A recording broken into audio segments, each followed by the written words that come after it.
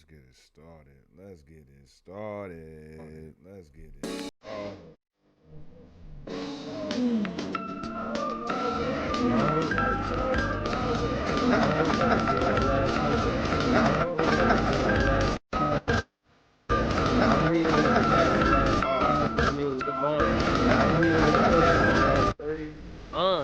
Number 4 Jordan souls to the flow, stepping through the elevator though. Select a level that I wanna be on. One push of a button, be gone. Doors open in the living room of my home. Penthouse I own, I got it on my own. When I'm gone, engrave that phrase on my tombstone. Nigga, I'm in the zone, like the 131. Looking down on the Superdome, getting Superdome. New Orleans, I roam, I love where I'm from. They know where I started, they know how far I've come. If I said I'ma do it, you could consider it done. My track record to prove it, I showed you for 7 months. Mixtape after mixtape, all was solid. Google my name and you could read all about it. No longer no limit, but a nigga still fight it. No longer cash money, still got bad pockets.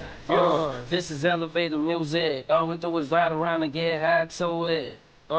This is elevator music. All we do is ride around and get high to it. All we do is ride around and get high to it. That's why we call it the elevator music. This is elevator music. Cause all we do is ride around and get high to it.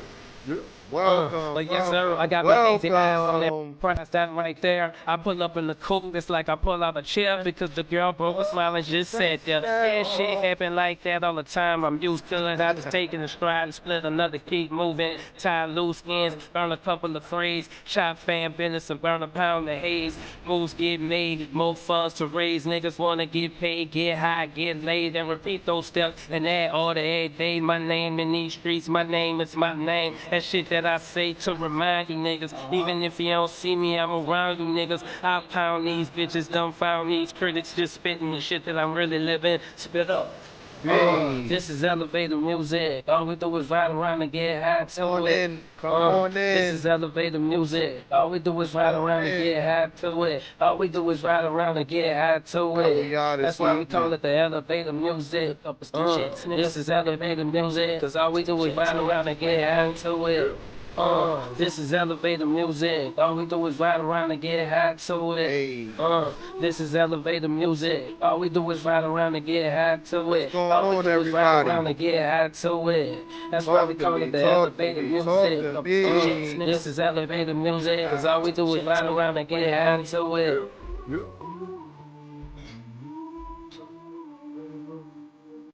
Jets, nigga, go ahead, baby. Look up, Jets, nigga. Come on They now. look up to the Jets, nigga. They look up to the Jets, nigga. Go ahead, baby, bang, yeah. Cash one, and I'm looking for a bigger check. What's going on? Welcome to another episode of Hotep History Live. I am your host with the most, President Hotep Dubes, representing Hotep Nation. How are you guys been? How are you guys doing? You know we got to keep the water on deck. Got to stay hydrated. Come on. I apologize for that crazy feedback at the top of the show. But that's just me currently streaming from like a million places at once. So I got to make sure the good folks over at Patreon, making sure the good folks at Patreon are tapped into the chat. There we go. Yep. There we go. So Patreon is going, Twitter's going. You feel me? It's a lot. We got a lot. So I just want to make sure everybody is tapped in. Welcome again. Sam, let me tell you, beloved, when it comes down to the chat on Kick, right? I was checking it, but I couldn't see y'all comments, bro. And it wasn't until after the stream was over. I was like, yo, Sam was giving me the inflation differences. Sam was holding it down. That's my fault, beloved. That's my fault. I did see it after the stream was over. My man Vincent is in the chat already. What's going on, Vin? Talk to me, beloveds. Talk to me. Did you guys have an amazing Tuesday? Did you guys get stuff done? Did you guys, you know, complete the goal, complete the mission, you know, handled your objectives like you were supposed to? I'm not gonna lie to y'all, man. When it comes to one of the things that I'm noticing, and I'm just not even just realizing, but I'm realizing more and more as I go, the more and more work that I do, the more and more work is required. Work is begetting more work. And one of the things about my job here at Hotep History is to, make sure I'm giving you guys, great historical references as it pertains to Black America and stuff like that. So I enjoy it, is what I mean.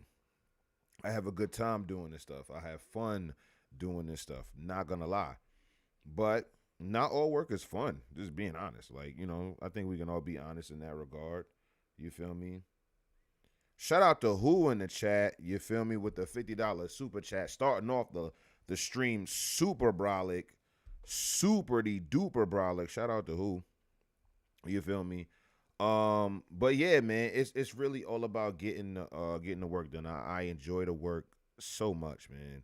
So much. And I'm not gonna lie, yo. I'm going to figure out a way to increase the workload, man. Pause. Like, it's extremely important to me, and I have so many things that I want to share with y'all. So many things. Like, if you guys remember the last, well, you probably didn't. You probably didn't, because the last live stream we went over to Patreon. That's why I wanted to make sure Patreon was set up and good to go. So when I stopped the stream on Twitter, Kick and YouTube, we can get right into it. But on the Patreon exclusive live stream that we have now, we got into some stuff, fam. We got into some stuff. We got into the beef between Martin Luther King and Joseph H. Jackson. That was crazy. We learned about it's so many things that we learned in that stream. I know that I learned it fresh. That was fresh. That's the first time that I heard any of that stuff. I heard about Joseph H. Jackson and Martin Luther King, but I didn't know how deep the smoke went. Like, they was really, really, they were at odds. Like, they for real were at odds. So yes, if you guys want to watch the entire full stream, I suggest, you already know, subscribing to the Patreon. Patreon.com/Hotep History. Patreon.com/Hotep History. You get so much. You get so much now. Like, you're getting daily content. You're getting exclusive live streams. You're getting the Hotep History podcast. You're getting tailor-made topics and Q&As. Like, I'm going to be doing interviews, and like Hotep History talks are going to be on there. Like, I'm telling you, if you really want to be in tune with Hotep History, you want to subscribe to the Patreon right now. Right now. You know what I'm saying? Not now, but right now. You need to be subscribing to the Patreon. Off the dribble. Because we're going to be rocking till about 9:30 here on Twitter, on YouTube, on Kick and stuff like that. But after that, we heading over to Patreon. And, if you guys really want to keep the conversation going, really get into what the topic is about, and really be a part of the Hotep History community, become a Hotep historian yourself, I 100% advise you guys to subscribe to the Patreon. But when you're finished doing that, make sure you subscribe to Hotep History on Kick, on YouTube, on Instagram, me on Twitter, and then, of course, on TikTok. Like I said, daily content is coming out, a bunch of clips, a bunch of just different information. We delve into the archives. We do a whole bunch of fly, stuff over here. So I definitely want you guys to, be a part of this. I want you to be a part of the community. I want you guys to be a part of the journey. I want you guys to understand the importance of knowing your history. the importance of knowing where you come from, not only from your own genealogy, but as far as the Black American lineage. And yeah, while there's an array of different opinions and mindsets and thought processes and behaviors, there is a through line. There is a ethos or a cultural through line that I truly believe most, if not all, Black Americans have. So it's important. It's important for you guys to be tapping into this stuff for sure. What else? How was you guys' day? You had to let me know what your day was like. Sam says just getting in the house. The kids are now on fall break for Georgia, so he's about to have a house full of kids, which is super dope. Which is super dope. So shout out to Sam. Did you guys get any promotions? Did you guys? Hold on. There we go. Did you guys? Did you guys make any breakthroughs? Did you learn something about yourself? Um, I did, man. I was doing a lot of self-reflecting today. Just being totally honest. I was really just thinking about where I am right now, where I want to go, and pretty much reverse engineering on the how I'm making that happen. And I've always been an intentional person. I've always been somebody who's been goal oriented and stuff like that. Even with sometimes you fall off the wagon and all of those different things. But I have been like very, very just like focused on getting to the next level. So that's what I was thinking about today. I was like, yo, listen, you doing your daily workouts. You gotta, you're cleaning up your eating habits. Been eating a lot of fish and stuff like that. I was thinking about incorporating some other protein sources in there just to make sure that I have a well balanced diet. Dr. Inky talks about that. He talks about microbiomes and gut health and getting rest and not eating all day and all of that stuff. So reconfiguring my diet as well as my mental. I know that I read a lot and stuff like that, and that's good for the brain. Absolutely great for the brain. But there's other things too. There's other things too, like things that are going to help, regulate your mood. A thing that's going to be able to have you thinking more clearly. And so I know one of the things that I enjoy is like moderately, indulging in the drink here and there. But I was thinking like, yeah, I might have to. I'm gonna put the booze on the shelf for a while. You know what I'm saying? It's not like I got drunk or nothing crazy or nothing like that. But I was just thinking of different solutions for my mind. And it's important for me to like always want to elevate myself. I believe that I'm in a very blessed and privileged position to be where I'm at. This day and age of my life, this particular point in my life. And I want to make sure that I'm like really grabbing life by the horns and really like pursuing what I want out of the world. You know what I'm saying? What I want out of me and holding myself to an even higher standard than I hold myself today. I think that is 100% necessary. You know what I'm saying? And yeah, I was just doing a whole bunch of that today. Like just while I was like doing my little workouts or whatnot, I was just like just thinking like, what can I do to like really, really kick things into high gear and really make sure that I'm performing at the highest levels of my ability. You know what I'm saying? If you guys ever watched what's my man name? What's the bald head superhero in the anime? What's his name? So what's his name, son? Saitama or Saitama. Who? Oh, I gotta remember his name. What's his name? In the shit. One Punch Man. That's what it is. One Punch Man. Yeah, and how he was just talking about, his workout regimen and like just dead ass becoming the best person that he can possibly be. Like, that's just where I'm at with it, man. And I tell you guys all of the time. Something's going on with my mic. Uh-oh. Something's going on with my mic. Oh, let's turn it up then. Hold on, let's turn it up. Can y'all hear me now? Let's go. Yo, there we go. I can see my levels now. It could, it could be louder. I got you. Let's get my levels right, cause we gotta make some motherfucking noise. You feel me? Thank you, Natty. Thank you. I appreciate it, brother. See, I'm on the Kick chat tonight, Sam. You ain't gotta worry about it. I got the YouTube chat on the screen. I got the Kick. Yeah, it's going crazy. Make sure though. Again, I'm just gonna remind y'all throughout the stream to make sure that you are subscribing to One Punch Man, Sam. Just make sure you're subscribing to the Patreon. I'm telling you, it's full of gems in there. Y'all definitely gonna wanna, tap in.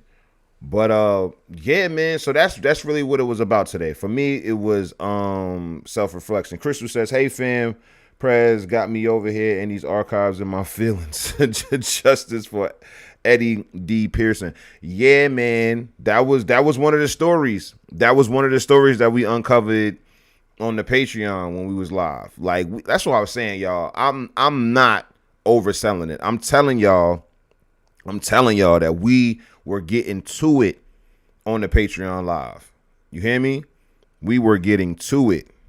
It is like it is where it's the place to be. Not gonna lie to y'all.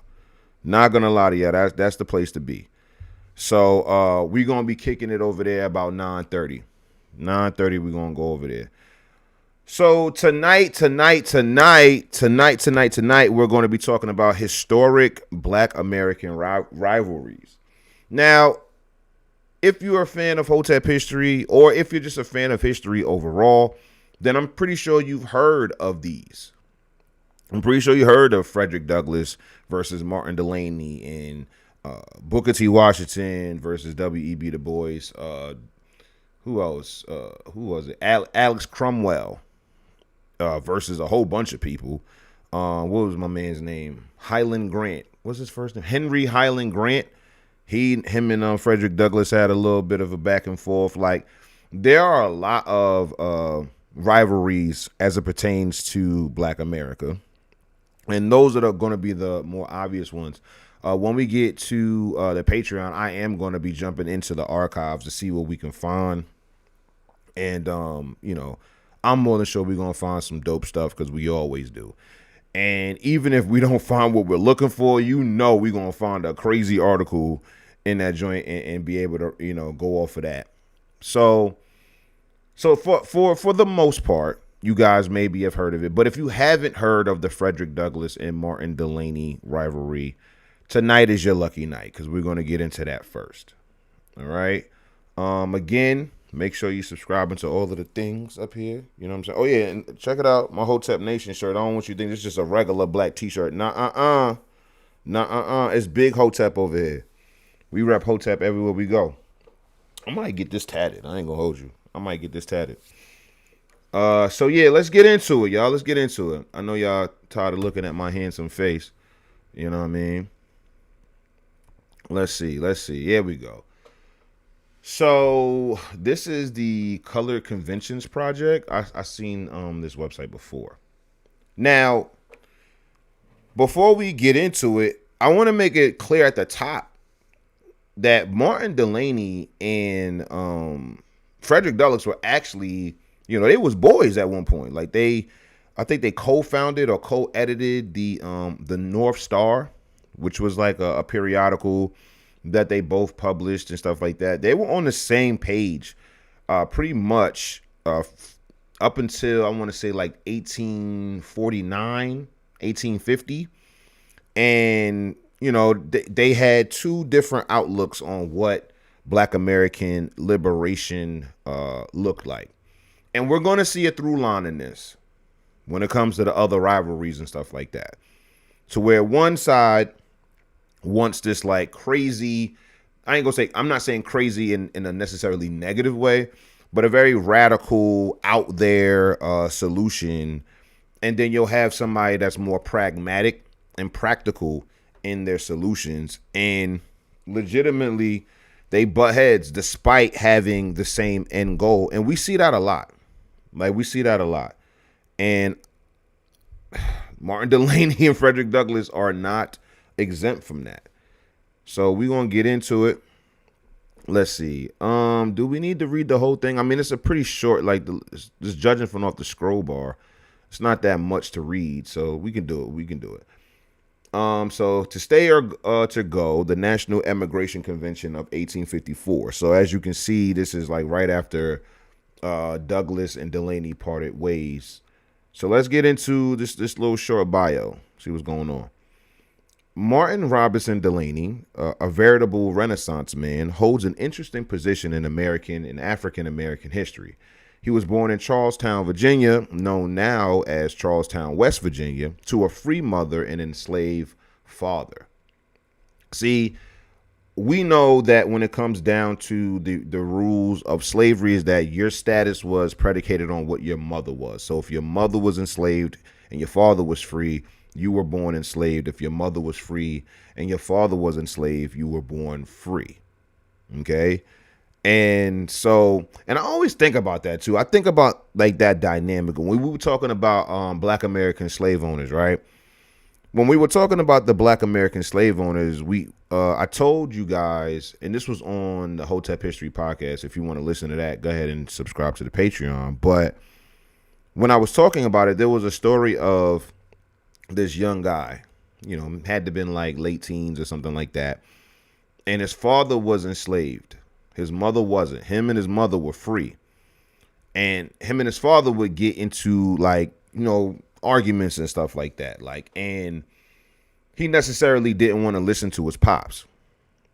So they was arguing and stuff like that. So he had sold his father to another slave owner and then bragged about it. Like, son had no remorse.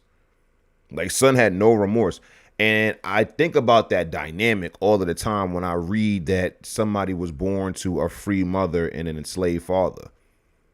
Because like that was like one of the things you could do as a free American, white or black. Like you could legitimately like, yo, son, this slave, you feel me? Especially if the mother like bought the father like as her slave or whatever, like, yeah, like that type of stuff would happen. Shit, sometimes it would, like you would sell your family member on the black market, like unbeknownst to their actual quote unquote owner. Like, and so, like, I think about that shit. Like, is it easier or harder to take, you know, heed to your father if he's enslaved and you're not? You know what I mean? I guess like the closest thing would be like your pops is in prison and, you know, you are on the street and stuff like that. Like, but it's like, it's a little bit different because you'll actually be able to still live alongside your pops, even though he was a slave. It wasn't like you had to live separately. Like you're still going to live in the same house and he's still going to be able to tell you what to do. And every time I think about that situation or that family dynamic, I think about that story of that boy or young man selling his father into slavery just because they had an argument and then bragging about it. Like, and then boasting about it, son. That's like super crazy. So yeah, because his mother was a free woman, Delany was also recognized as a free man. Told you. Desiring to educate her children, Delany's mother, Patty, obtained a copy of the New York Primer and various spelling books, even though teaching African Americans to read and write was illegal in Virginia during this time.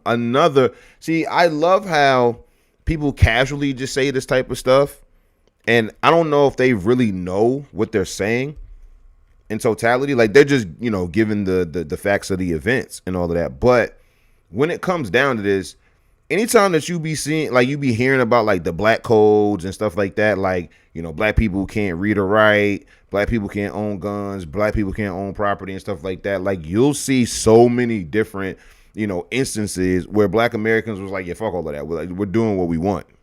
Like we're going to do what we want, bro. We're Americans. This is America. And I find that super dope. It's like that rebellious spirit is just born in us when the things that are being told to us are complete bullshit. Or just complete bullshit. Like, bro, what are you talking about? I can't read or write. Like, just fundamentally, that doesn't make any sense to somebody who has a brain. Like there's a bunch of books, there's paper and writing utensils, and you telling me that I can't use them. Like, no, I'm going to read and write, bro. Like I'm going to read and write. That's just what it is. Here we go. The family soon moved to Chambersburg, Pennsylvania. I've been there before. Without Delany's father, Samuel. See? You see what I mean? This is what look at the dynamic. Like he's enslaved still. He's still a slave. So you can get up and move to Pennsylvania and do all of this other stuff, but your father still being a slave, you can't. So he joined them a year later once he was able to purchase his freedom. So there we go. He followed soon behind them. At age 19, Delany left home and walked to Pittsburgh, Pennsylvania to continue his education at Jefferson College. A lot of walking. Hold on, was son a Confederate? Or is this a Union? Hold on. Schomburg Center Research, Major Martin R. Delany. Ain't no way that he was fighting for the Confederacy. No way. I don't believe that. All right. While at school, Delany became politically active. He joined the Abstinence Society, the Philanthropic Society, as well as a Black Vigilante Brigade that served to protect the rights of Black communities in Pittsburgh from white attacks.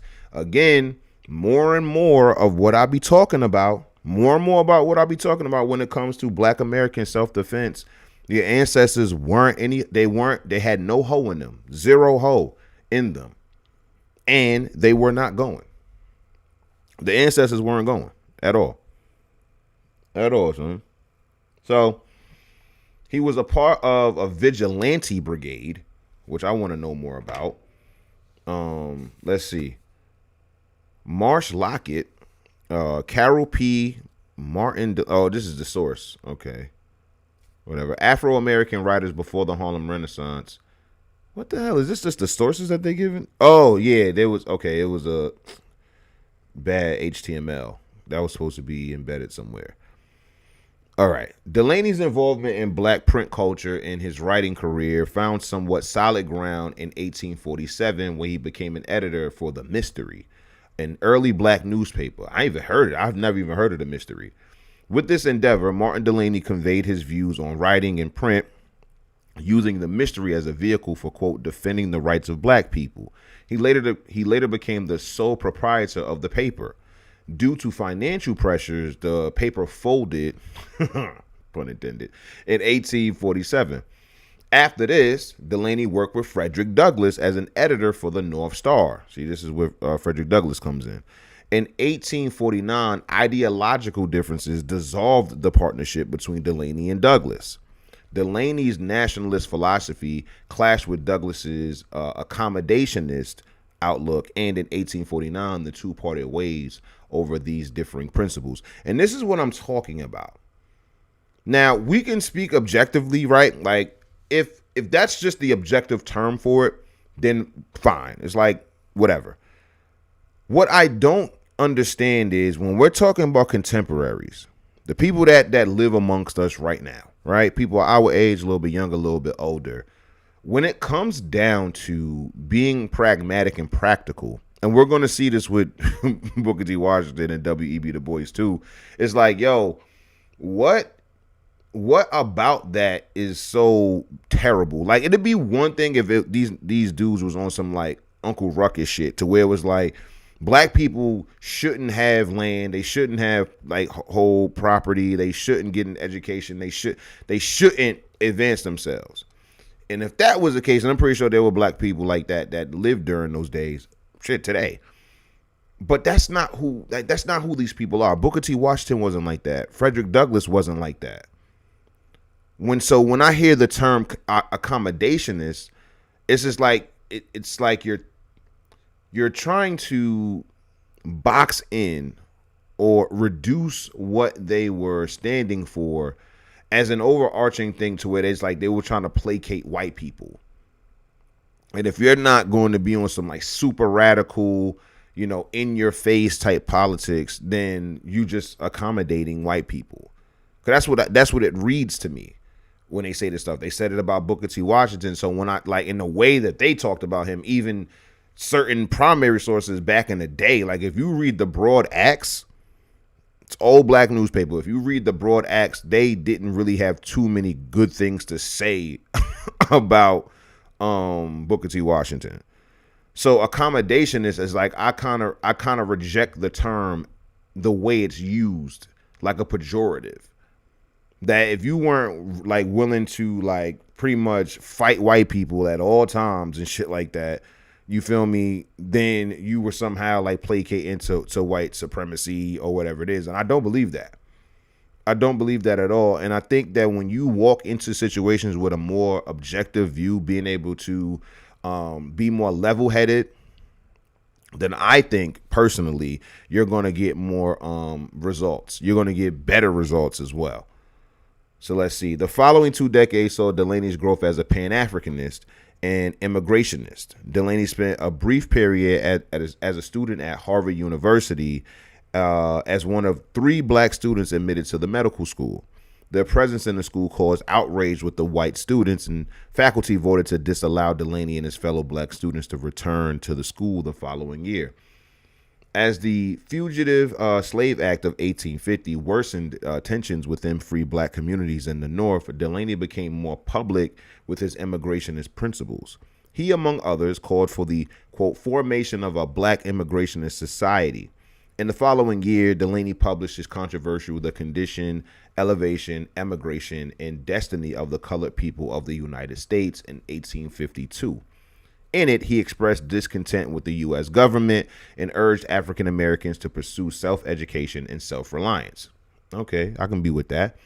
By 1854, Delany's stance as an immigrationist and nationalist became so solidified in opposition to Frederick Douglass that he called for a national immigration convention of colored people, which was held August 24th through 26th in Cleveland, Ohio. All right. So let's get to this part right here. Delany versus Douglass scandal. So let's see what they're talking about here. These are all different articles, I think. I thought they were all connected, but they're connected in some way because it's about Martin Delany, but I guess they stand on their own. I thought this was just a section of the blog. But let's get into it. Martin R. Delany, one of the most popular immigration advocates, made his beliefs known not only through his participation at the 1854 National Immigration Convention, but also through his direct opposition to Frederick Douglass. In 1847, Delany left his own newspaper to join Douglass as co-editor of the North Star. This partnership lasted about 18 months until Delany left for medical school at Harvard, from which he was quickly dismissed due to his race. Since their split as co-editors at the North Star, Delany and Douglass began to develop different ideas. In particular, they disagreed about the type of national identity they believe African Americans should strive for. Delany believed that for African Americans to obtain freedom, they must move out of the United States and address racial injustice from the outside. Douglass, in direct contrast with Delany, thought it was best to stay and fight injustice on American soil. Right on, Fred. These opposing beliefs would eventually manifest themselves within the black press, specifically the Provincial Freeman in Frederick Douglass's paper. He literally, that was the name of his paper. It was called the Frederick Douglass Papers, or Frederick Douglass's paper. The letter on the left was published in Frederick Douglass's paper. By publishing it, Douglass presents a counter-argument against Delany's stance. One can see how black activists, editors, and contributors use the press not only to share political discussions, but also to express dissent and disagreement. And that's what I want to get into once we get to the Patreon only side of it. I want to get into the archives and look at it. But let's check this letter out. Let's see what it says. Can we zoom in on it? So this is a letter from P.A. Bell. The following communication was sent to the... can we zoom in on this? They better not like play me with the zoom. There we go. Yeah, there we go. Okay. The following communication was sent to the Aliened American. Is that what that... Something. End American for publication about 2 months ago, but by the failure of its publication in that paper, the writer has sent it to us. Okay. Mr. Editor. So this is February 15th, 1854. All right. Mr. Editor, Mr. Martin R. Delany, in his communication of 30th Alt, published in your paper on the 11th installment, I think that's what that means, denounces the remarks made by me at the meeting of the New York State Council in reference to Mr. John N. Steele's connection with Delany's immigration movement as, quote, an unprovoked, ungentlemanly, ungenerous, unscrupulous, unmanly, low, mean attack. You see, this is the reason why we go to the archives, because the newspapers be having all the smoke in it, son. They be having all the drama in there. So I didn't even know Frederick Douglass was talking like that. I admit that I did pronounce the immigration scheme infamous, and I also called Delany's scheme, infamous. Quote, the head in front of my offending hath this extent no more, end quote. All of which I repeat, in addition thereto, I now charge I now charge M.R. Delany with being false to his brethren. What does that say? Recreant? Recreant to the principles which he has heretofore espoused. Not that I would brand a man as recreant for an honest change of an opinion. Such changes, for truth's sake, are commendable, but every man who thus changes his opinion should afford some evidence of the sincerity of his new convictions. Especially should this be the case in changes so point blank and violent as that of Mr. Delany. Contrast the present position of Mr. D with the following extracts from The Mystery, a paper once published in Pittsburgh by said Delany. So, is this okay? So I think it was a little bit of a slideshow or something like that. Oh no, that's a whole different paper. Yeah, because if it's yeah, we can zoom back out, I guess. But if it's a paper that he's about to refer to, I would want to read that one too. So is it? Cause I saw an arrow. So is it a slideshow that's going to show us the next one? Ha! Yes, sir. Okay, let's get back to it. Let's zoom back in. All right. We have no hesitancy in declaring the primary motives and fundamental principles of the colonization society to be the exile and expatriation of the entire free colored population and the decrepit, helpless slaves. Wow. To what end does the present immigration scheme tend? The exile and expatriation of the entire free colored population. Behold, and what grandiloquent. I actually, in no bullshit, I used the word grandiloquent in the rap before. I was wilding. But behold, in what grandiloquent strains he again pours forth the vials of his wrath. So now I'm taking sides, because if that is a direct quote, okay, to be the exile and expatriation of the entire free colored population and the decrepit, helpless slaves, that's crazy to say. Quote, let the angry storms and beating winds refuse the unjust and cruel transportation. Let the dark and frowning clouds of heaven threaten the scheme with annihilation. Let the thundering howls and terrific motion of the raging hurricane reject the wanton traffic, and the repulsive waves of the uncontrollable ocean dash back the putrid carcasses of their deluded victims to the American coast, to bleach and decay upon that soil, enriched by their sweat and blood. And may their restless shades arise and cry aloud for justice.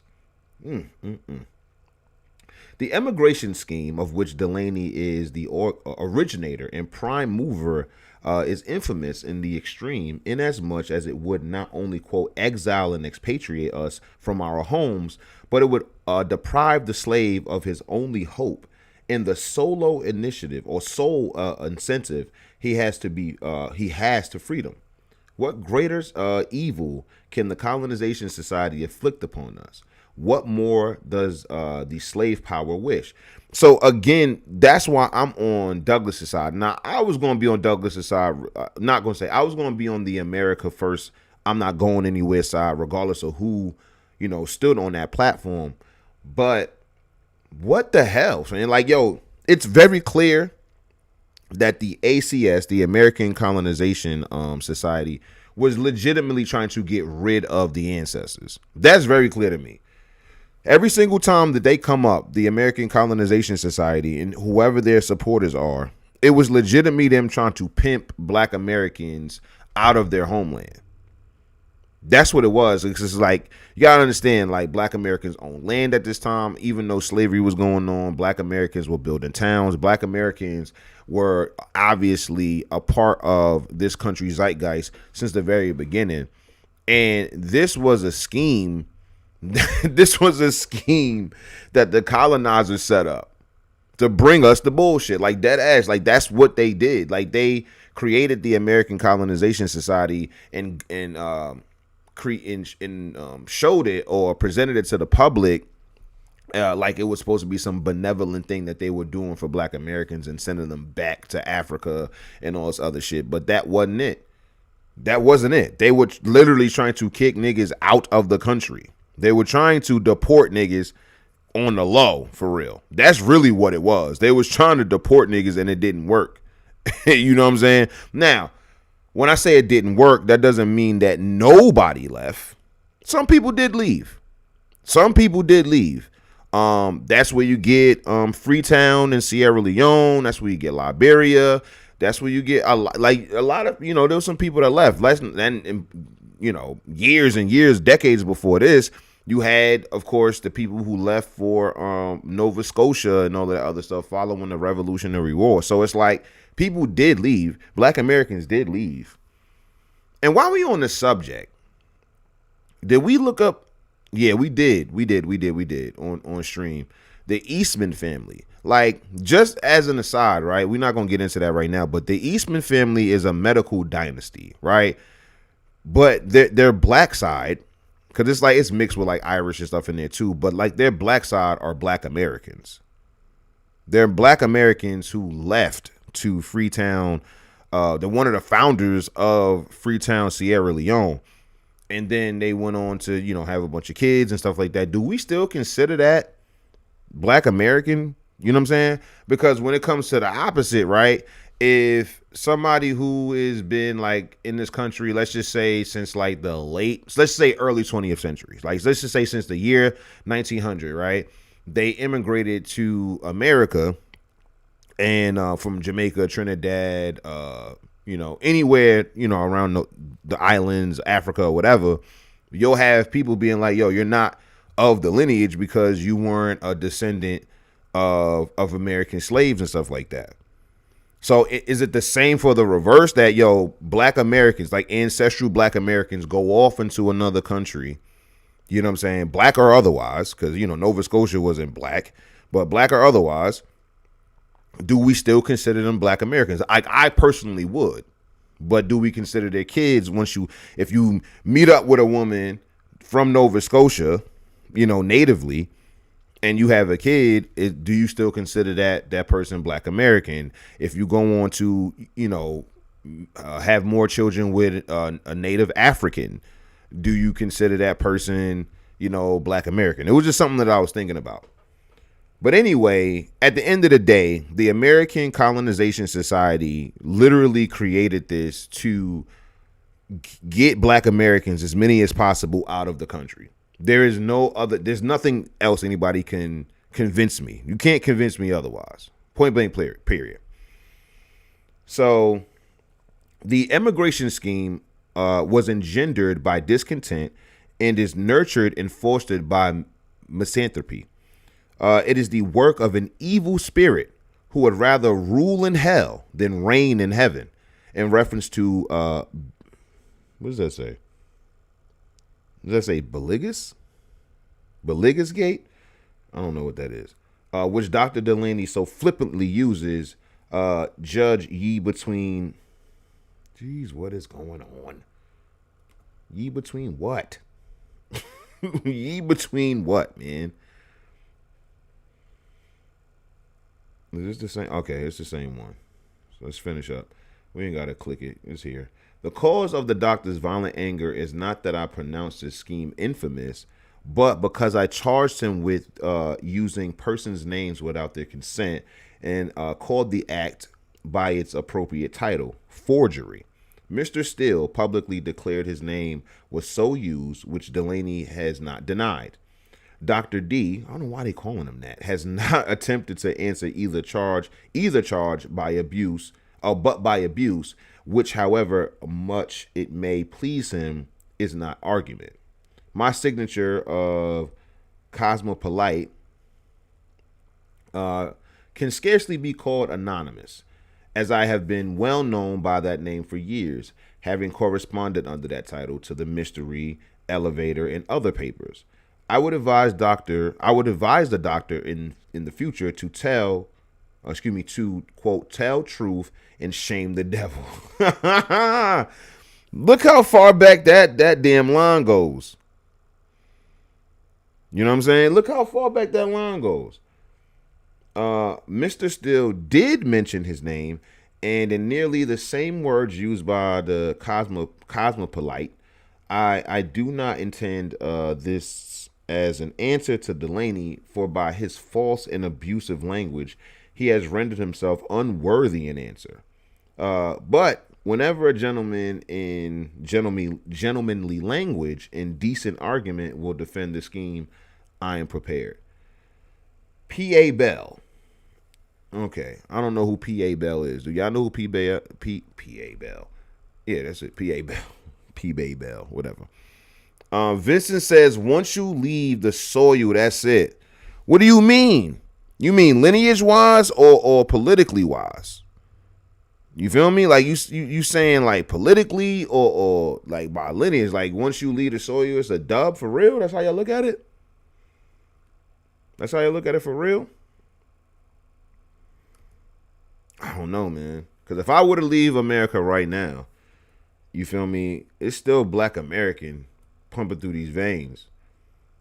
You know what I'm saying? It's like it's still Black American blood pumping through these veins. I gotta, I'm gonna pull up a poll. I'm gonna put up a poll on the Patreon. But we're not done with the Martin Delany and Frederick Douglass stuff. So apparently there was a letter that Delany wrote to Frederick Douglass March 20th, the year before in 1853. I haven't read the letter. Honestly, I haven't what I do is now, like I'll compile the stuff, but I'll just wait until the show starts to read it. So I haven't read this letter at all. Like I'll do like a rudimentary like little scroll through just to make sure it's actually on topic or whatever. But like this letter, I haven't read it at all. The last article, I knew that there were going to be like certain things in there. So like I said, I did like a little once over and that's it. You feel me? Oh, that's right, Vincent. That's right. So Vincent brings up Drake. Drake's father is from Memphis. He's a Black American man. He goes over to Canada for whatever reason, gets with a Jewish woman, a Canadian Jewish woman, and has Drake. So, okay, I get that, but that doesn't stop, I forgot what's his name, Dennis, right? Dennis, that doesn't stop Dennis Graham from being a Black American man. So say like if Dennis stayed in Canada for the rest of his life, like he's still Black American. That's where he's from. Just like somebody who comes here. You feel me? Somebody who comes here from another country, like they could live here for the rest of their lives. That doesn't stop them from being from whatever country they're from, whatever their nationality is. And you already know the shit gets so deep with Black Americans. We legitimately have our own ethnicity here. So it's like when it comes to that, it's like, he's half Black American for sure. As far as Drake is concerned, he's half Black American. But yeah. Very interesting. Yeah, you said that Drake example is interesting for sure. So we not streaming on We're not streaming on Patreon no more. What happened? What happened? It's fine. We'll get back to it. I gotta whatever. It's still we troubleshooting. You already know we building these wings on the way down, so we ain't tripping. We ain't tripping at all. You know what I'm saying? All right, so here we go. Martin Robinson Delany to Frederick Douglass, Pittsburgh, PA, 20 March, 1853. Frederick Douglass, Esquire. Dear Sir, I noticed in your paper on March 4th an article in which you speak of having paid a visit to Mrs. H.E.B. Stowe for the purpose, as you say, of consulting her. Now, H.E.B. Stowe is the woman who wrote Uncle Tom's Cabin. Okay, that's the white woman who wrote that book. So that's what this is referring to. All right, so as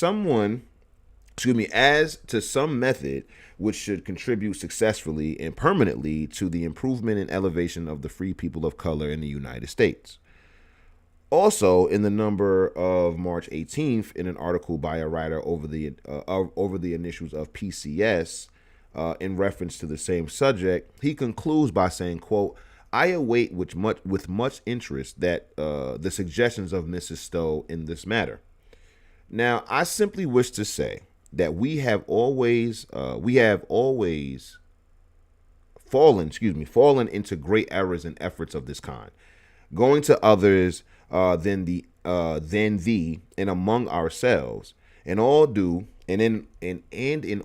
respect and deference to Mrs. Stowe, I beg leave to say that she, the quote, free colored people in the United States, neither does any other white person, and consequently can contrive no successful scheme for our elevation.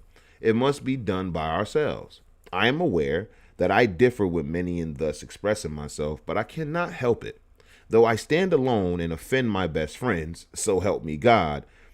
In a matter of such moment and importance, I will express my opinion.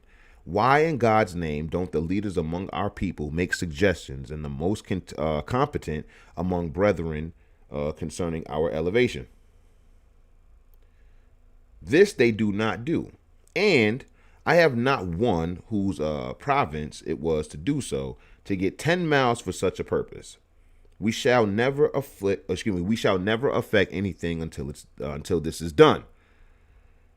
I accord with the suggestions of H.O. Waggoner for a national council or consultation of our people, provided and in matters among them could be so gathered together other than this, would be a mere mockery, like the convention of 1848, coming together of rivals to test their success for the biggest offices. As God lives, I will never knowingly lend my aid to any such work while our brethren groan in vassalage and bondage. And goodness, these letters, boy. And I and mine under oppression and degradation, such as we now suffer. I'm not gonna hold you, son. 19th century verbiage be cooking me sometimes. It be frying me. Jeez. I would not give the counsel of 12 intelligent colored freedmen of the right stamp for that of all the white and unsuitable colored persons in the land. Oh my goodness. Do y'all see what I'm saying as far as like the verbiage in 19th century? Like, I get it. I understand it. Basically, son is basically saying, because I have to translate this stuff for 21st century purposes. So basically what Delany is saying to Frederick Douglass is like, yo, dog, you can't keep going to white people for Black American affairs. If we're going to be talking about Black American advancement, Black American progress, you need to be able to consort with a bunch of Black men, free Black people who are pushing the same thing, pushing the same type of an agenda. And you going to this white person and that white person to be able to gain favor with the crackers is not really doing us a service for real. And it's actually hindering us. And so he feels very deeply about that. And I think this is where people have that issue with the accommodationists is that because of how racist things are, how dare you find common ground with the white man? How dare you be able to confer and understand and convene with the white man? Like it should literally be a us versus them situation, because that's how they treat it. And then you'll have the Frederick Douglasses of the world, the Booker T. Washingtons of the world. Like, yeah, I get it, bro. But it's like, when it comes down to this shit, like, you got to understand that racism are these people's problem. So when it comes down to that, I don't have an issue with white people off of virtue of them being white. I have an issue with racism. I have an issue with systemic racism. I have an issue with slavery. I have an issue with bondage and shit like that. And if I'm able to link up with some crackers that believe the same things that I believe and are going to push for the same things that I'm pushing, we going for that. We going for that. Like, that's just simple strategy. And I tell people that shit all of the time. When we was arguing about Booker T. Washington and him getting money from Carnegie and all of them, it's the same thing with Frederick Douglass. Is like, yo, bro, I got the crackers' ear. Like, I got the white man's ear. I'm going to use it. I'm going to use my voice. They're inviting me to these different conventions. I'm getting into these rooms. I'm 100% going to represent for Black America in these rooms. And, to give a little, you got to take a little, you got to give a little. That's just, how it goes. And I think a lot of people don't respect or understand that strategy. And we have the privilege of hindsight. You feel me? We have the privilege of hindsight and being able to see that the Booker T. Washingtons, the Frederick Douglasses, you know what I'm saying? They like the progress that they were pushing for are strategies that people now use in the mainstream. Linking up with non-Black Americans for Black American advancement, like that's not a taboo thing anymore, like it once was. This is the 19th century, the middle of the 19th century. They're doing this while slavery is still going on. So it's like, could there have potentially been white people that Frederick Douglass came in contact with that currently owned slaves? And he's still, talking to them and stuff like that. Obviously, Frederick Douglass was an abolitionist, and he had, most of his white counterparts were going to be other abolitionists. But at the end of the day, bro, like, we're dealing with the United States of America in the, early to mid 19th century. Slavery is still going on. That's just what it is. And when it comes down to the ultimate goal for a lot of the ancestors, like your Booker T. Washingtons and Frederick Douglasses, it's just like what Vincent said in the chat, is voluntary association. If I choose to, associate with you, that's what I chose to do, and vice versa. So when it comes down to the Douglasses, the Washingtons and shit like that, it's like, yo, listen, man, we want to be able to uphold the Constitution. We want to be able to have all our rights as a citizen. And then after that, stay out of Black Americans' way. And Frederick Douglass and them, the way they looked at it was like, yo, listen, I can't go to Africa. I can't effectively do my job in Africa. Nobody's going to, like, imagine if I'm already if certain people don't even want to hear what I have to say, and I live in the United States. Imagine the correspondence or lack thereof if I go all the way to another continent.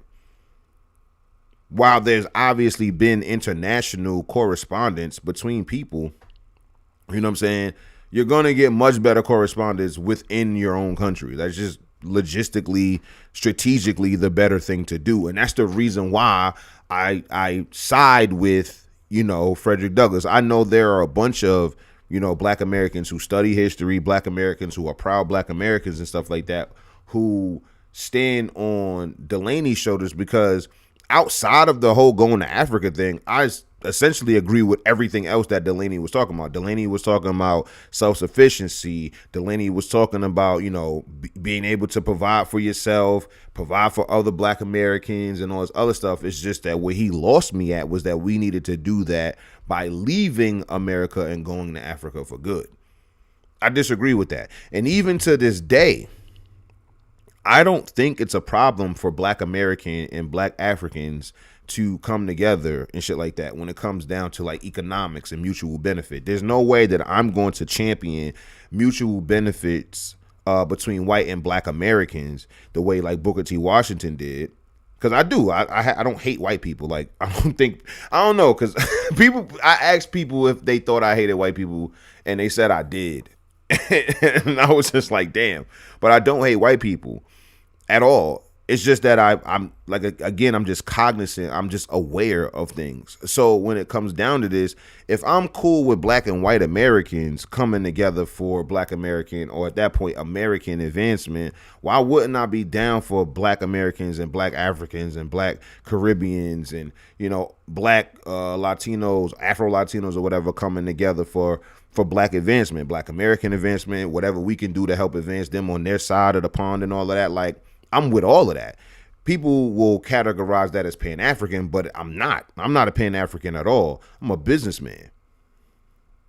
That's what that is. So if Ghana, if Angola, if Sierra Leone, if, you know, Senegal, if Gambia, you name the country, if they have something that we can equally exchange, fair trade, let's do it. Same thing with Jamaica, same thing with Haiti, same thing with all of these different places. Like, let's work.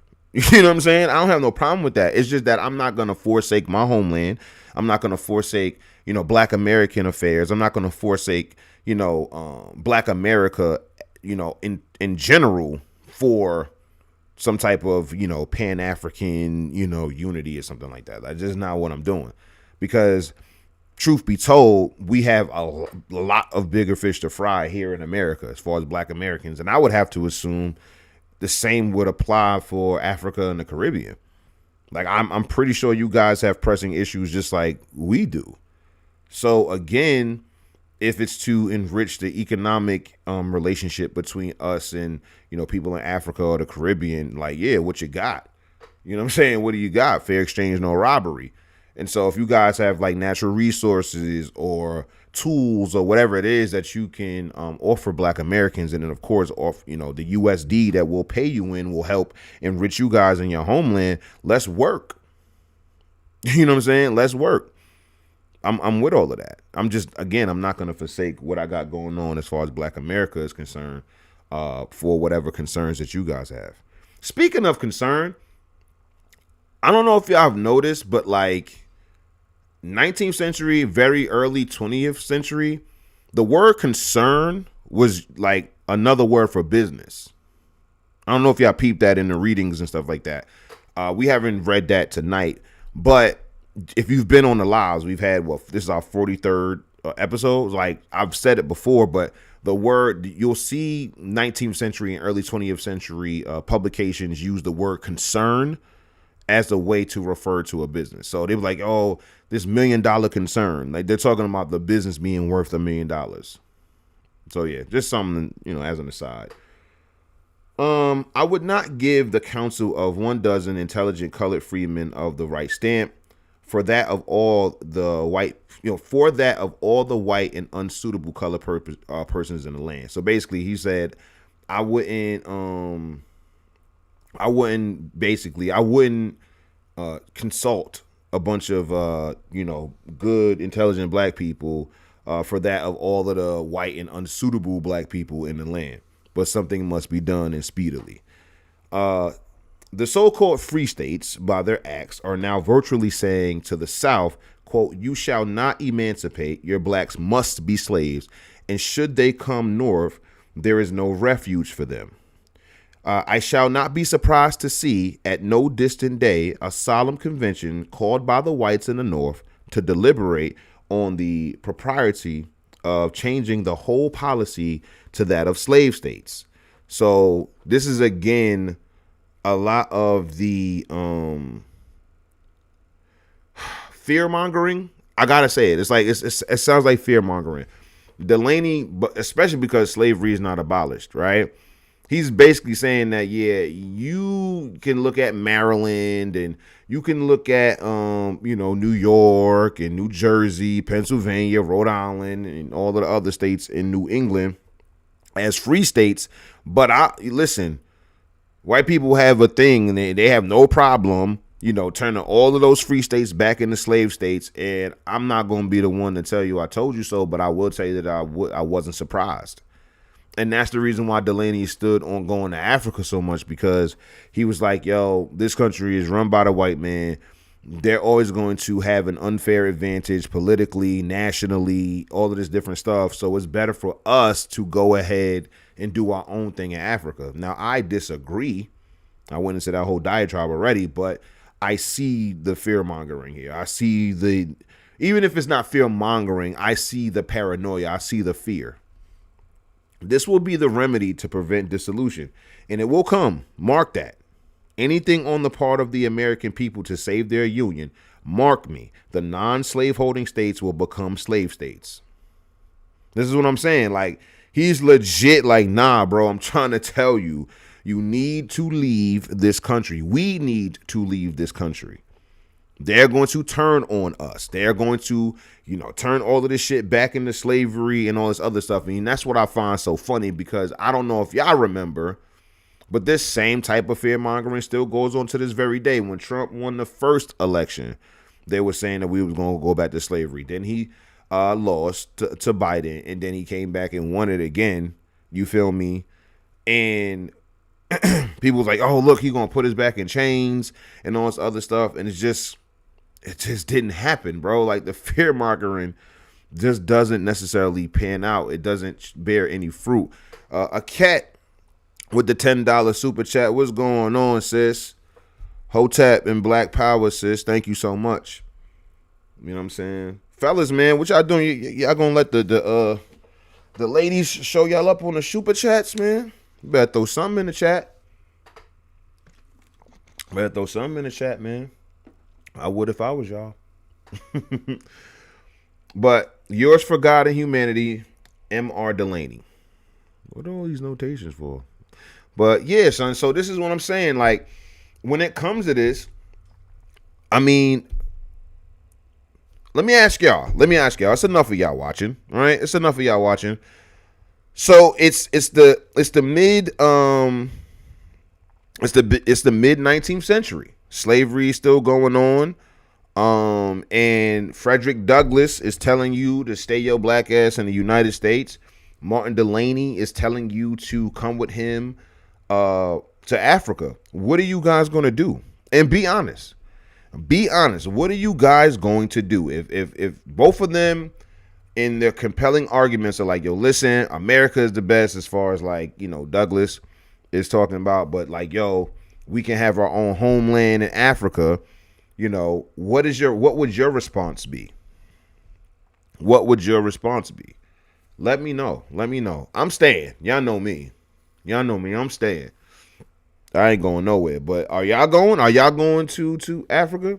No wrong answer. This is all personal preference.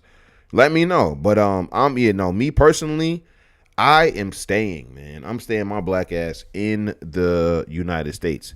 But keep in mind that we are approaching the height of slavery. 1860 would be the height of slavery. Okay? 1860 would be the height of slavery. So we're closing in on the height of slavery.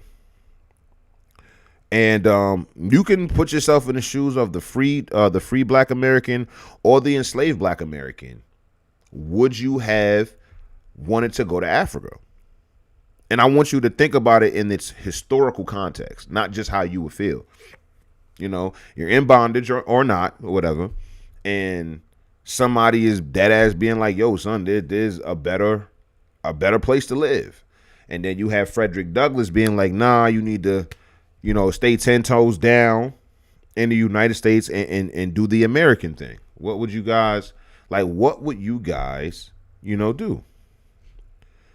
what I'm saying? Let me see if I can let's see. We're gonna put the poll in the on the Twitter. So yeah. No, I'll do it on another time. I'll probably do it tomorrow or something like that, because it's already 9:00. All right, so they mentioned Delany's book. You know what I'm saying? They mentioned Delany's book. Let's check the chat. A cat says, "No, I am not." Gotta be more specific. I guess she's saying that she's not leaving. That's what's up. Memphis says, "I'm starting a business in America." That's what I'm talking about. Memphis. Crystal says, "I'm staying for all this crazy. I would rather deal with the devil I know." Facts. Facts. That's a fact. I agree. I agree. So this is Delany's book, "The Condition, Elevation, Emigration, and Destiny of the Colored People of the United States, Politically Considered." Yes, okay, there we go. I'm staying in the Americas. That's what I'm talking about. That's what I'm talking about. I'm staying too. I'm staying too, chat. That's a fact. That's a figgity fact. You know what I'm saying? So yeah, this is his book. I have not read it, but I did want to go over. Yeah, I wanted to see him expound on this going to Africa stuff. So I wanted to see. So let's see. American colonization, our elevation in the United States, means of elevation, the United States of our country, claims of colored men, colored American warriors. Ooh. I wanted to see if he had a specific chapter on leaving. Practical utility of colored people of the present day as members of society, businessmen and mechanics. What else we got? Literary and professional colored men and women, students of various professions, a scan at past things, late men of literary, professional, artistic note, farmers and herdsmen, national disenfranchisement of colored people, emigration of the colored people of the United States. There we go. Yeah, that's what we need to get into. 159, page 159. Let's see what he has to say. So we have 117. Okay, so it's okay. 159. Okay.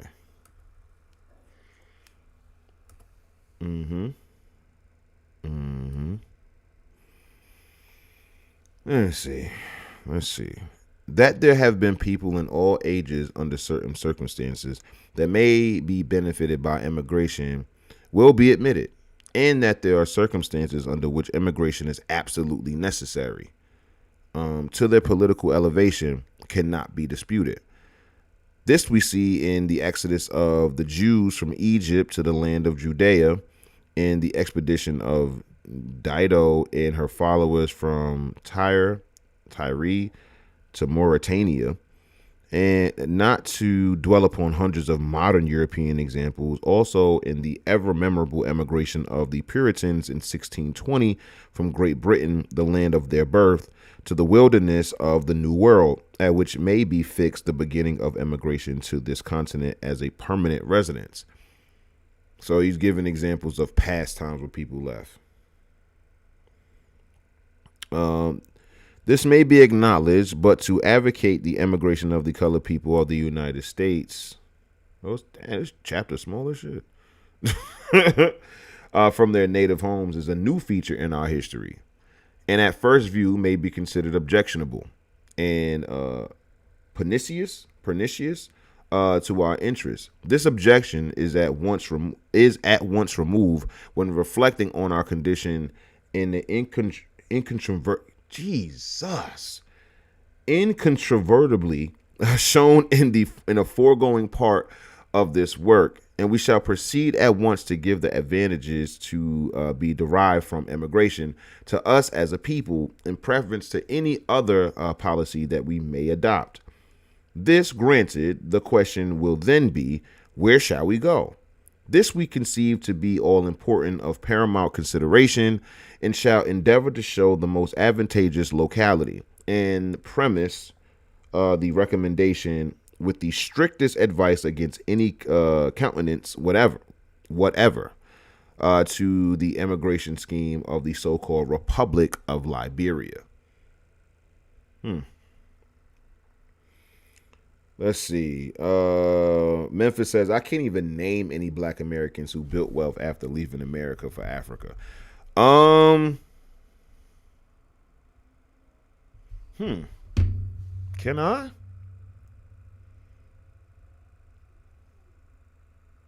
Hmm. I don't think I can either, bro.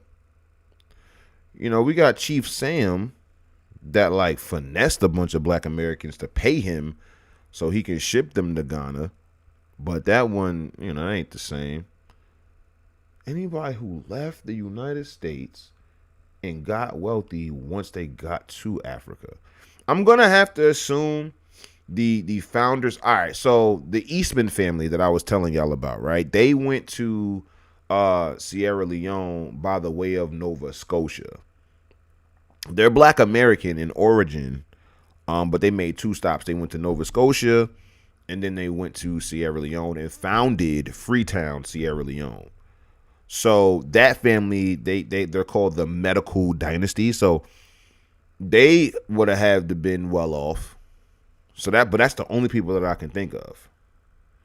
That's the only people that I can personally think of that like left the United States or left America, and then went to Africa and continued their ascension. And that's because they were practicing medicine. Like that, the entire family, like for real, like all of the men were legitimately all doctors. So that's the only example I can give. Um, let's check it out. Let's see. I don't think they were. Memphis asked me, were they already wealthy before? I don't think they were. Because I don't think they were born free. They could have been, but I don't think they were born free. So while that loads up, because this should be taking forever sometimes. Yeah.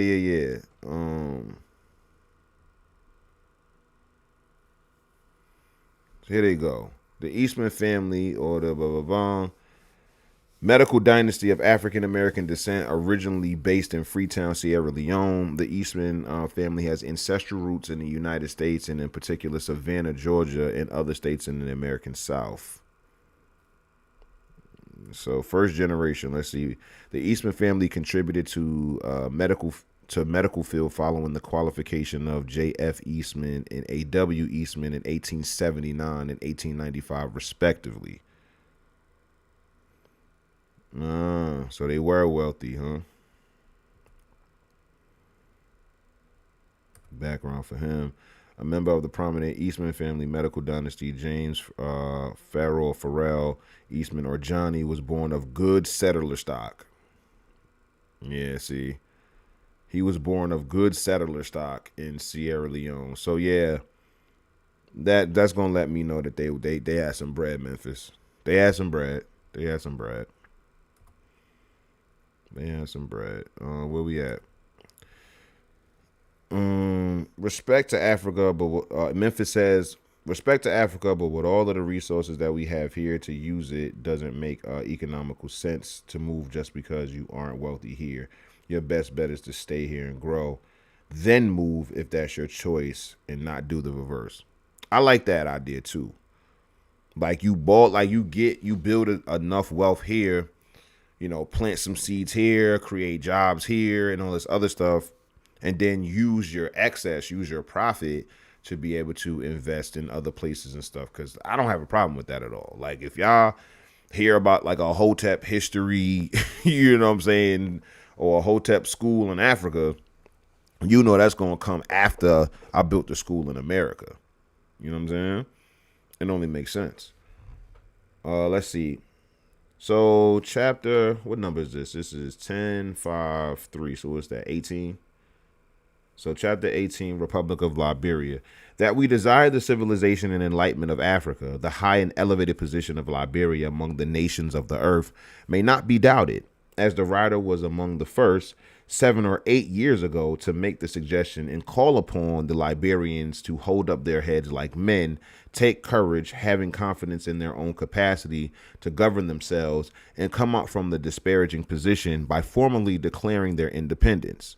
As our desire is to impart information and enlighten the minds of our readers, on the various subjects herein contained, we present below a large extract from the first annual report of the Trustees of Donations for Education in Liberia. What a long title. This extract will make a convenient statistic reference for matters concerning Liberia. We could only wish that many of our readers possess more historical and geographical information of the world, and there could be little fears of their going anywhere that might be incongenial and unfavorable to their success. We certainly do intend to deal fairly with Liberia and give the reader every information that may tend to enlighten them. What the colored people most need is intelligence. Give them this, and there is no danger of them being duped into anything they do not desire.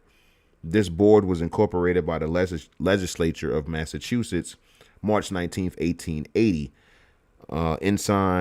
Ensign H. Kellogg, Speaker of the House, more than likely related to the actual Kellogg, creator, the creators of the Kellogg brand. Marshall P. Wilder, trustees of the board, I don't care about all of that. The conclusion of the report says, quote, in view of such considerations, the trustees cannot doubt the patrons of learning will sustain them in their attempt to plant the first college on the only continent which yet remains without one. In this, the learned trustees have fallen into a statistical and geographical error which we designed to correct. The continent is not without a college. There are now in Egypt erected, under the patronage of the singularly wonderful man, Mahet Ali, 4 colleges conducted on the European principle, scientific, medical, legal, and military. These are in successful operation, the military college having an average of 1,100 students annually. The continent of Africa then is not without a college.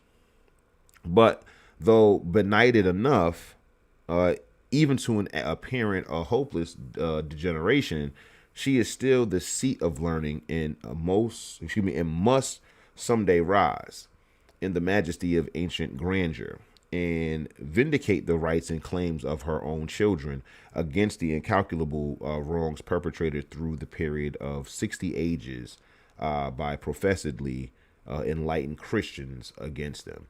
So that was Martin's pretty much his whole shit. It's like, yo, we gonna get to Africa and it's lit, it's fertile, it's something that we can actually, grab a hold of and be able to, get into. I just disagree. All right. Now, when it comes down to Delany and Douglass, like I said, some of the stuff is going to echo in other rivalries throughout history. And that's what brings us to, so we can X out of this stuff. I like to clear stuff up as I'm going. We can X out of this. This is a primary source from Delany. These are Delany's words written in, when did he write this? Oh, it doesn't say when he published it? That's so crazy. Let's see. Let me just go back to the thing. When did he write this? 1852. 1852 is when he wrote this book. All right. So let's get into this. So I told y'all about the Broad Acts, right? They have a bias, against Booker T. Washington. I can show you so many different articles. Let me see if I can look it up.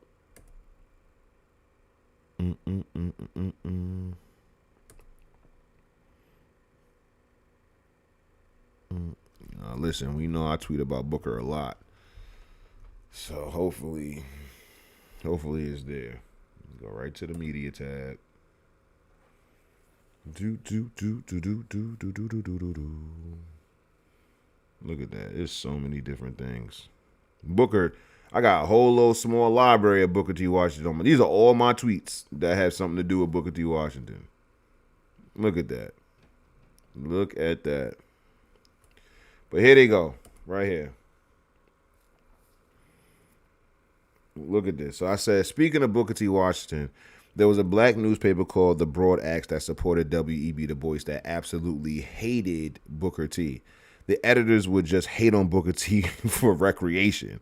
Like, read these headlines. And dead ass, read the headlines.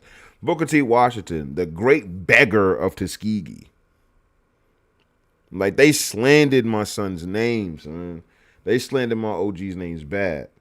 It says, in his so-called lecture at Olivet Baptist Church. Oh, that's crazy. If anybody was in the Patreon, and I know y'all was in the Patreon live, y'all know how deep the Olivet Baptist Church goes. That's fucking crazy. So he gave a lecture at Olivet, condemned and advised his hearers not to read newspapers published in the interest of the Afro-American race. The Chicago Chronicle editorially joins in denouncing Negro editors who possess the manhood to speak out against the injustice heaped upon the Negro in all walks of life. Again, yeah, I got you. Okay, hold on. Let's see. Here we go. Here it is. This is the title right here. Oh man.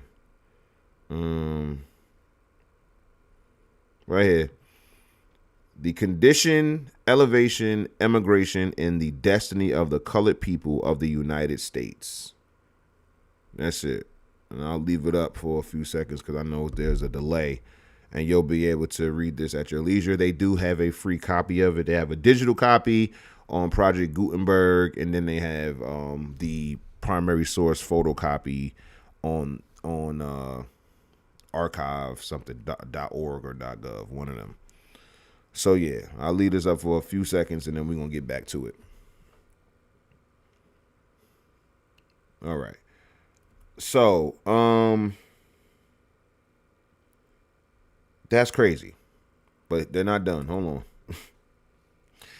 They're not done. Hold on. Booker T. Washington joins hands with the Negro haters of the South. The dough faces or capitalistic classes of the North who are conspiring to re-enslave the Afro-American. This is what I'm talking about, son. Does this not sound like the thought process of a Delany? They're trying to re-enslave the Afro-American. You know what I'm saying? Like, this is what I'm talking about, son. Like, they're going to have to fearmonger. That's how you get it. I mean, this is the press. This is how the press works. The press is going to pull at your heartstrings. The press is going to tap into your emotions. That's just, what it is. All right. Let's see. And then look, Booker T. Washington, you can see is the broad axe again. Booker T. Washington favors the disenfranchisement of the Negro in the South. Like, they would not stop. So I think there's one more. Booker T. Washington is spending money like a drunken lord in order to pose as the infallible leader of the Afro-American race. Now, listen, excuse me. Nobody is above reproach. I would never sit here and act like Booker T. Washington didn't have his flaws or his faults. Like, he definitely did. He's a human being. But what I'm not going to do is demonize him. Like, as much as I disagree with Delany, or I disagree with like Du Bois, and I really disagree with Du Bois. Like, I wouldn't ever kick it with Du Bois. Like, if I lived back then, I wouldn't kick it with him. I would shake his hand, but I wouldn't kick it with him. But yeah, that's just what it is. So it's not like he's above reproach, but it's like, come on, son. There's a difference between being reproachable and then you just slandering a motherfucker. So let's get into the article. Crystal found this article, so let's get into it. Octoroons are declared to be white by Judge Sheraton. I ain't even peeped that part yet, but let's get into it. Professor Williams, that's how you look at the bias off the dribble. What year was this? 1910. This is 5 years before Booker T. Washington died. He was definitely Dr. Booker T. Washington by this time, but they didn't give him that title. They just gave him Booker T. Washington, but W.E.B. Du Bois, he gets Professor William E.B. Du Bois. You know what I'm saying? Anyway, the former explains his position anent the Wizard of Tuskegee, again, quotation marks, definitely being condescending there, A Southern woman editor compares the two leading educators, Professor Du Bois, a giant fighter for the race, very properly insists upon both political and social rights, Dr. Washington's newspapers. Oh, I feel like this article is about to piss me off. I feel like this article is about to piss me off, son. Well, we gonna see. We gonna see. Republican, dear sir. Okay, so this is editor, Springfield, Massachusetts. I guess the Republican, or that's the side they claim. I mean, most Black Americans at this time were Republican anyway. Dear sir, I cannot refrain from a word in reply to the nameless critic who makes me the come on, let's get into this. Who makes me the occasion for a bitter attack on Atlanta University. Atlanta University is in no way responsible for my opinions. Long before I went to the institution, it had deserved well of the American nation. Its 600 graduates have made the public school system of the South possible, have helped to make Tuskegee possible, and have done and are doing good and effective work. You see how they already throwing in like, this is the reason why Tuskegee is even a thing. Heard you. For the philanthropic world to seek to punish me by crippling a great institution for good like this would be indeed lamentable. To piece out a meager salary, I write and lecture. In doing so, I express ideas and convictions. I do not think them bitter, but they are honest and earnest. How far now ought Atlanta University be to be held responsible for my thoughts?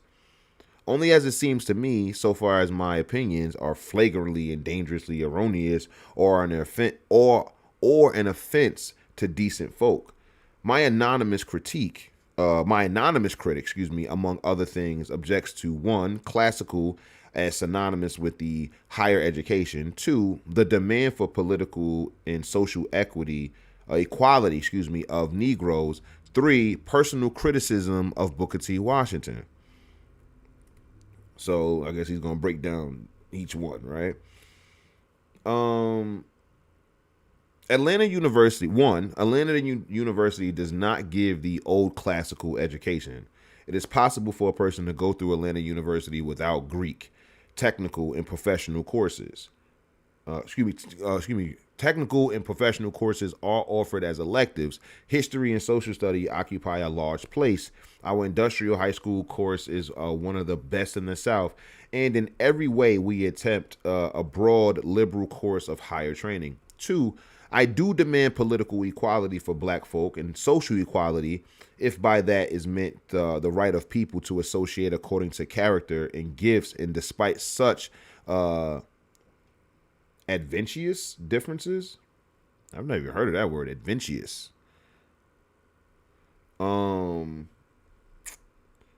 Differences as creed or nationality or color.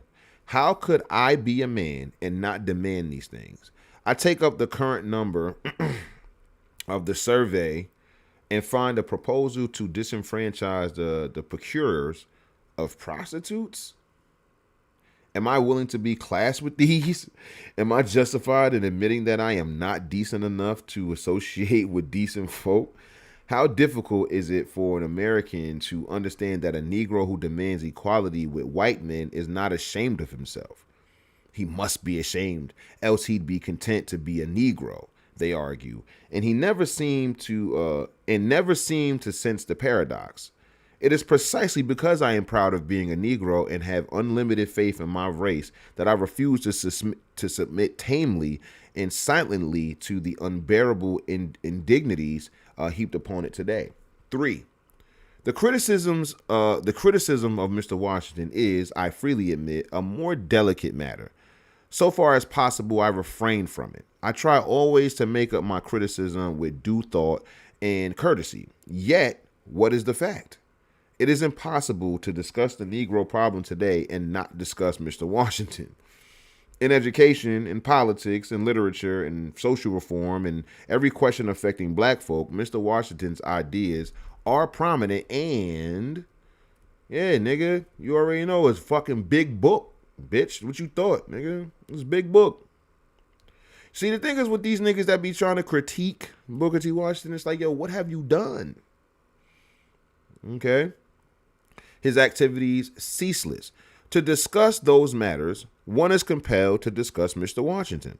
A public personage like that must not only endure but expect criticism. Only in this way can we reach truth. Like I said, nobody is above reproach. So I'm not mad at somebody criticizing Booker T. Washington, but we're gonna see what he's actually gonna say. This editor.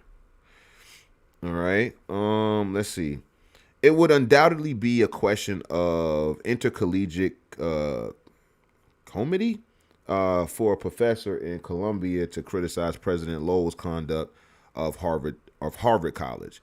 But if President Lowell became chief political sponsor for New England, owned and conducted one great metropolitan weekly and controlled a dozen others, and interfered, with nearly every social activity of 10 million Americans, would it be discourteous for another American to question honestly Mr. Lowell's wisdom or his accomplishments? I think not. See, again, he's on the sly, on the slick, and I peep all of this shit because I've been reading hate mail and shit like that, and I've been reading hate comments for over a decade now. Well over a decade. It's probably pushing 20 years now. And so basically what he's saying is like, yo, Booker T. Washington got his hands in all of these different things. He's a founder of a school. He's all of this, that, and the third. So it's going to be conflict of interest. Nobody's going to want to say anything bad about him. He's pretty much, what is he doing? He's pretty much like moving the needle for his benefit. You know what I'm saying? Like he's moving the needle for his benefit. And so he controls the whole situation. So in this, I think they think that Booker T. Washington, the reason why they critique him is because they believe that he's above reproach. And I just found that funny. I shall, therefore, insist on my right to think and speak. But if that freedom is made an excuse for abuse and denial of aid to Atlanta University, then with regret I shall withdraw from Atlanta University, lest I harm a worthy institution. But I shall not cease to defend the right and attack the wrong. W.E.B. Du Bois, Atlanta, Georgia. Du Bois and Washington compared. The whole thing in a nutshell is this: that Du Bois and Washington are aiming at the same end, but like men of every race, they have their individual way of expressing themselves. Washington jollies the white man. See? I knew it. Washington jollies the white man and tells him that each one of them knows some good Negro, and Du Bois simply calls a spade a spade. See? This is what I am talking about, son. How is Du Bois the real nigga in this equation, son? That shit bugs me out. Like, listen, I already knew there was going to be a bias. We're talking about Atlanta University student or staff member who's either literally learning from Du Bois or working with Du Bois. I already knew that. And I already told y'all that the broad axe didn't fuck with Booker T. Washington. See, this is the shit. When Hotep is on the job, I got some context. I got a little bit of backstory that a lot of people don't know. Who the fuck knows about the broad axe in 2025 other than your boy? You know what I'm saying? So I know that the broad axe didn't really care for Booker T. Washington. So I know they're going to be sooner to post some scathing shit about Booker T. Washington than some supportive shit. And this is somebody coming from Atlanta University, so the bias is there because that's where Du Bois was at teaching. You see what I'm saying? I showed y'all in the title, like, yo, fake news has been around for a long time. Okay? I'm not saying that this is necessarily fake news, but I'm definitely not saying it's real news. This shit is clear, like it's full of an agenda. I told y'all, everybody has an agenda. Everybody has an agenda, period. Damn, it's already 9:40. It's already 9:40. Yeah, we got to take this on over to Patreon in just a second. We'll rock out to like 9:45. We're going to get to, is this whole front page the article? No. So we can finish the article. Damn, can we? Golly. Niggas, nah, I ain't about to read this whole shit. We got other shit to get to. Let's see. Calls a spade a spade. That's so crazy. Du Bois. Calling a spade, bro. What? Anyway, and although Washington has gone 1 year in and has gone on year in and year out, handing out this soft soap to the white South, the fact remains that the yearly supply of lynchings grows apace. We have claimed always that the Negro is where he is today because he has acquiesced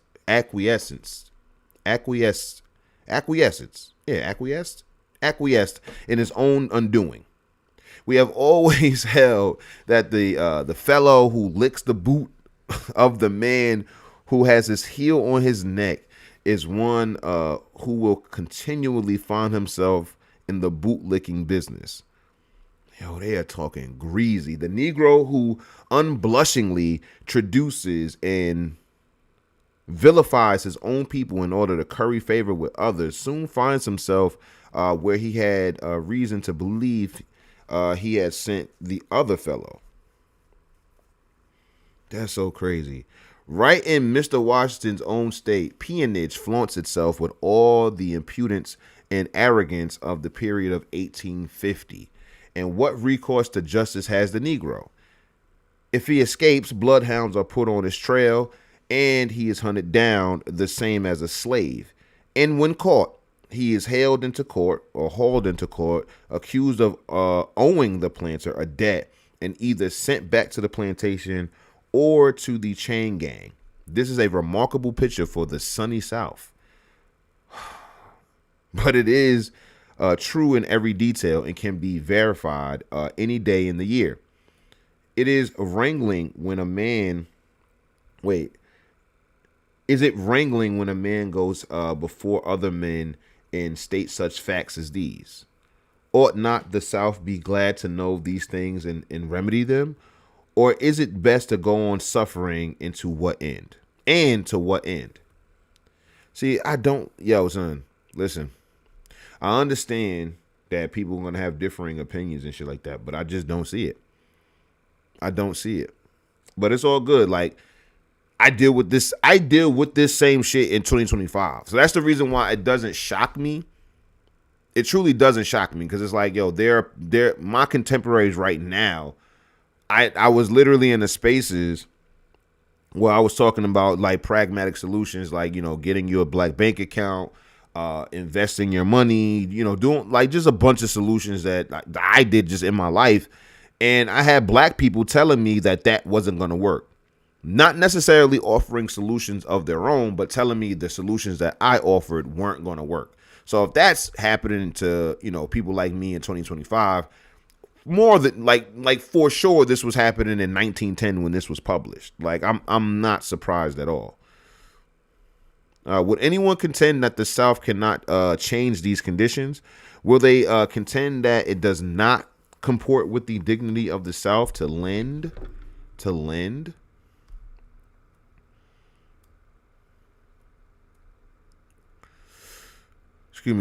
aid. Who is this? Oh, okay. B.F. Mosley, Secretary and Treasurer of the Leland Giants Baseball and Amusement Association, who has succeeded in knocking out Frank C. Leland and the Chicago Giants. Oh, okay. I was about to say he beat somebody's ass. Lending to lend aid. Oh man, I'm gonna say zoom in. To lend an aid to a prescribed and worthy people who are continually ground between the millstone of prescription, repression, indignities, before the knowledge of which the good people of this country would stand appalled. The South has winked at its own sins of omission and commission long enough. It is time to throw on the searchlight and have done with cant and hypocrisy. Editor Julia Summers Young in Louisville, Kentucky. Well, Julia, you're entitled to your opinion. It's totally fine. I get it. All right, y'all. We are about to head on over to the Patreon. You definitely want to subscribe right now. Subscribe right now.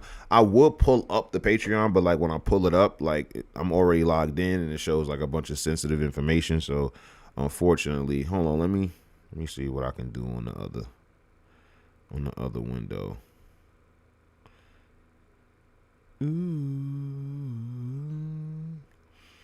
Let me show y'all what we got going. Oh man. Yeah, man. I want y'all to come on through. I really do. I want y'all to come on through. You know what I'm saying? Come rock with me and the other Patreon subscribers. You feel me?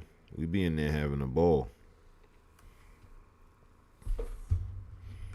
We be in there having a ball. People be texting me the nut shit, man.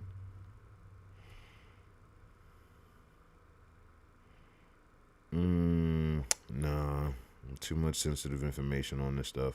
But if you go to patreon.com/Hotep History, you'll be able to see it, and you'll be able to join, man. You'll be able to join. Come on through. Right now it's only $5, just $5. So come on through, and we'll be able to have a good time. But I'm about to get ready for that. So thank you guys for checking out the stream. You feel me? Let me see. Go back to my Twitter.